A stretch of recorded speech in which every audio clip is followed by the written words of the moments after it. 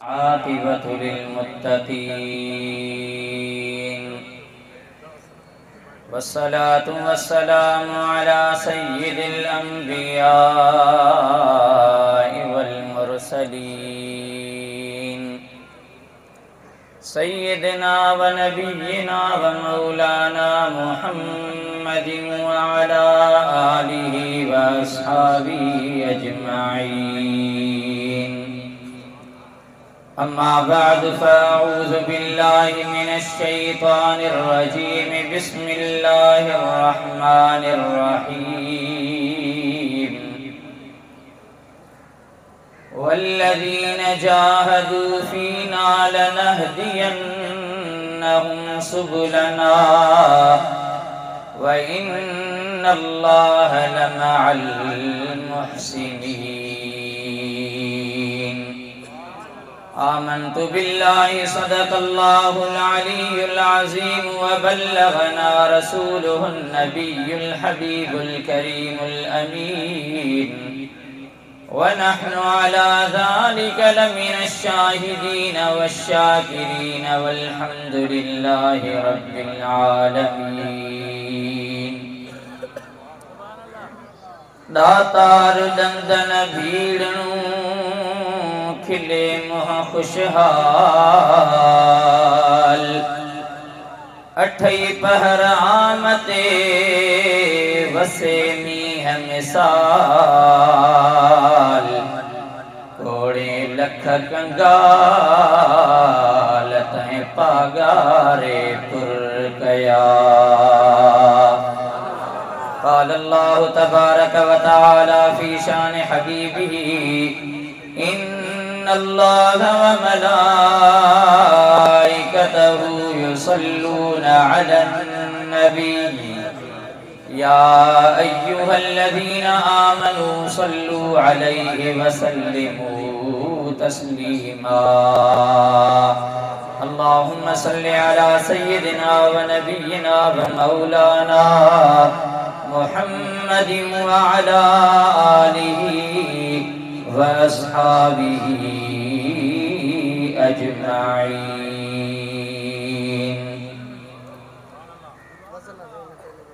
مجھا نہایت واجب الاحترام والتکریم علماء و حفاظ کرام جماعت جا انتہائی معزز مہمانان گرامی عزت مانواری پیاری جماعت سگوری خصوصاً حضرت استاد العلماء و صلحاء سائیں مفتی دوست علی سکندری صاحب محتمم جامعہ راشدیہ و خطیب و پیش امام جامع مسجد درگاہ شریف سبنی جی خدمت میں السلام علیکم ورحمت اللہ وبرکاتہ. الحمدللہ ہر سال جیاں عجب 22 نومبر تے حضرت سرتاج الاولیاء امام الاسخیاء حضرت قبلہ سید شاہ مردان شاہ ثانی المعروف چھٹر دھنی بادشاہ قدس اللہ تعالی سرہ الاقدس جی سالگرہ مبارک ان جائے تے سالانی جی ملہائی بیدی آئے. عجب الحمدللہ عزت معاب محترم فقیر وریام سائیں وریام آنی جے سروانی میں ہی سہنی محفل منعقد کئی وئی آئے. 95 ہوں یہ سال جے کو آئیو انہیں متعلق وہا تقریب کیک کٹن جی تھی. الحمدللہ جی مخاگ میں محترم سائیں حافظ عبدالقیوم سکندر یہ بدھائیو تو فقیر سائیں جو ہمیشہ خیال یہ ہوندو آئے تا اساں محبوباً مرشداً کریماً جے ولادت جی خوشی ملہائیوں ہیں. بس یقیناً اساں جی مصطفیٰ کریم صلی اللہ علیہ وآلہ وسلم جے विलादत बा सआदत जे मौके ते 12 रबीउल अव्वल शरीफ जी खुशी मल्हाईंदा आहियूं। उनमें ख्याल इहो हूंदो आहे त मुस्तफ़ा करीम सल्लल्लाहु अलैहि व आलिहि वसल्लम जेकॾहिं केरु एतराज़ करे त 12 रबीउल अव्वल मुस्तफ़ा करीम जे विलादत जी पर विसाल जी तारीख़ आहे, तव्हां इन ॾींहं ते खुशी था मल्हायो। इहा विसाल पाण करीमन जो कॾहिं आहे इन बहस में पऊं ई कोन था, पर सही सिधी ॻाल्हि इहा आहे त असांजो अक़ीदो ईमान इहो आहे त ग़म उन्हीअ जो कजे जेको असां खां जुदा थी विछड़ी वञे। पर जीअं मुस्तफ़ा करीम सल्लल्लाहु अलैहि व आलिहि वसल्लम जिन हयात आहिनि ऐं आशिक़न जो अक़ीदो आहे त असांजो महबूब मुर्शिद छट धणी सरदार बि अॼु असां सां गॾु ऐं इहा का ॻाल्हि वॾी ॻाल्हि कान्हे का। केतिरा ई आशिक़ आहिनि महबूब मुर्शिद करीम जा पतंग परवाना उहे फ़क़ीर। सच ॿुधायांव त ॻाल्हियूं ॿुधंदा रहंदा आहियूं, मुख़्तसिर टाइम आहे, ॻाल्हियूं ॻणण खां ई घणियूं आहिनि। उहे आशिक़ ॿुधाईंदा ई रहंदा आहिनि। हर कंहिं सां महिरबानी थींदी आहे। केरु ॿुधाईंदो आहे त राति बि ताज़ी छट धणी सरदार मूंसां महिरबानी करे। हबीब जा आशिक़ ॿी हिकिड़ी हदीस मुबारका जे हवाले सां तव्हां सां ॻाल्हि कयां, छो त काफ़ी माण्हू अहिड़ा चवंदा आहिनि त 12 रबीउल अव्वल ते खुशी छो था मल्हायो, इहो हिकिड़ो दोखो आहे उन्हनि जो। पर तव्हांखे ॿुधाए छॾियां, मुस्तफ़ा करीम सल्लल्लाहु अलैहि वसल्लम फरमायो हयाती खैरुन लकुम व ममाती खैरुन लकुम औ कमा क़ाल अलैहि सलातु वस्सलाम। हबीब करीम फरमायो त मां ज़ाहिरी हयाती सां तव्हां में मौजूद हुजां, इहो बि तव्हां जे लाइ भलो आहे, पर तव्हां खां ज़ाहिरी तरह सां नज़रुनि खां गायब थी करे रब करीम जे हुज़ूर में वञा, विसाल करे वञा, इहो बि तव्हां जे लाइ भलो। सुभान अल्लाह। ज़ोर सां चओ छो? हबीब करीम सल्लल्लाहु अलैहि वसल्लम फरमायो त इन्हीअ जे करे त तव्हांखे ख़ैर ऐं भलाईअ ते छॾे थो वञा। पोइ जॾहिं मां मज़ार में हलियो वेंदुसि, अव्हां जा अमल मूं वटि मलाइक सॻोरा खणी करे पेश कंदा रहंदा। पोइ जेकॾहिं ॾिसंदुसि कंहिंजा अमल भला आहिनि त अल्लाह जो शुक्र कंदुसि। छा कंदुसि? अल्लाह जो शुक्र कंदुसि। जेकॾहिं सुठा अमल कंहिंजा ॾिसंदुसि त पर रब शल रहम करे जेकॾहिं अमल कंहिंजा कसा ॾिठमि त मदीने वारे फरमायो त फस्तगफरतुल्लाह लहुम, पोइ अल्लाह खां उन्हनि जे लाइ मज़ार में मां माफ़ियूं घुरंदुसि। ज़ोर सां चओ सुभान अल्लाह। हाणे ॿुधायो त महबूब करीम भले मज़ार में हलियो वियो आहे, तॾहिं बि उम्मत जे लाइ भलाई आहे जो उते बि हबीब करीम असां जे लाइ दुआऊं घुरंदा रहनि था, बख़्शिशूं घुरंदा रहनि था। त छट धणी सरदार बि मज़ार में तशरीफ़ वठी वियो। उर्स मुबारक बि इन जे करे ख़ुशीअ जो हूंदो आहे जो अल्लाह जे वलीअ जो मज़ार में वञण जेका उहा रात आहे, उहा उन जी पंहिंजे रब करीम सां विसाल जी रात आहे। चो सुभान अल्लाह। हबीब करीम सल्लल्लाहु अलैहि वसल्लम जा प्यारा उम्मतियो, छट धणी सरदार जी शख्सियत कंहिं तारुफ जी मोहताज कान्हे का।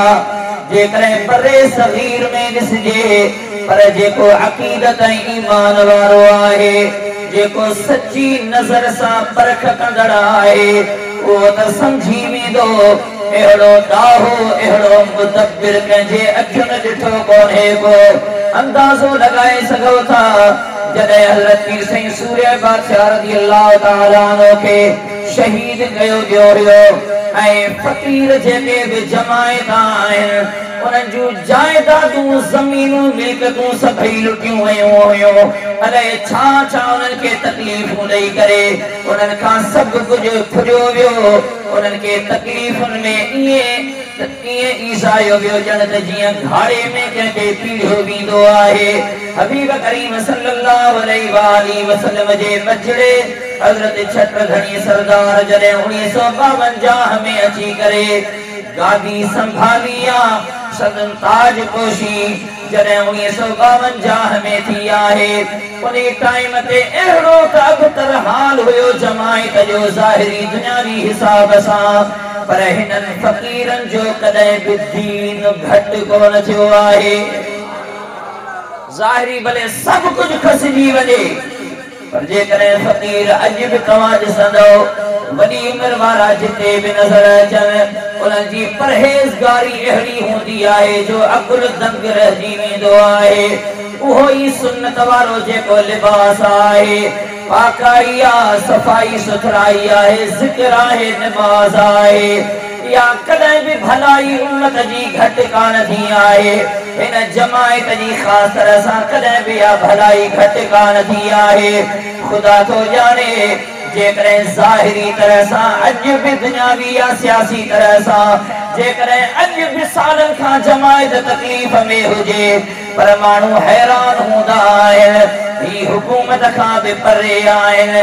अलाए छा छा इन्हनि जे मथां ज़ुल्म भी थींदा आहिनि, पर हमेशा ही इज्जतुन सां सुरखरू रहंदा आहिनि।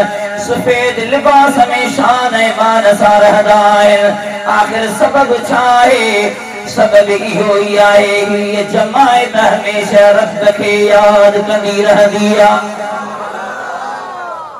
ये न से जिक्र अल्लाह करीम जंहिंखे नसीब करे जमायत जो को फकीर सुबह जे टाइम ते जिक्र करे सिजल थे जी नमाज खां बाद में जंहिंखे बि 4 तस्बीहूं जिक्र जो नसीब थी वञनि, इहो जिक्र जेको भी करे तो हबीब करीम सल्लल्लाहु अलैहि वसल्लम फरमायो, कुदसी हदीस आहे, रब करीम जो फरमान आहे।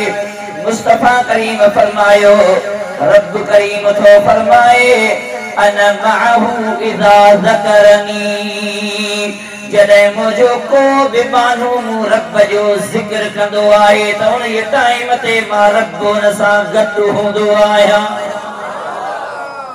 अल्लाह जो जिक्र केर करे रब करीम उन सां ओतिरो टाइम गॾु आहे।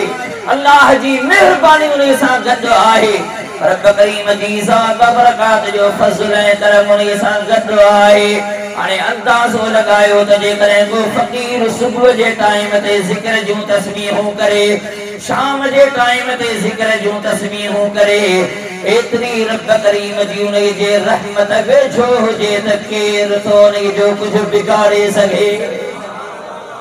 ॿुधायो त केर उनखे नुक़सान ॾेई सघंदो?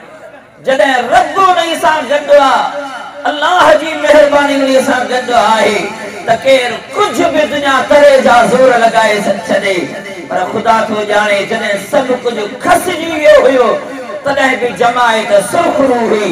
पीर साईं छत्रधणी सरदार जिन जी आया, हिकिड़े आशिक ॾाढी सुहिणी ॻाल्हि कई, नारो सुर सां लगायो त ॿुधायां। फरमाए तो जॾहिं जानिब पाण आयो ॾहों विलायत वारो,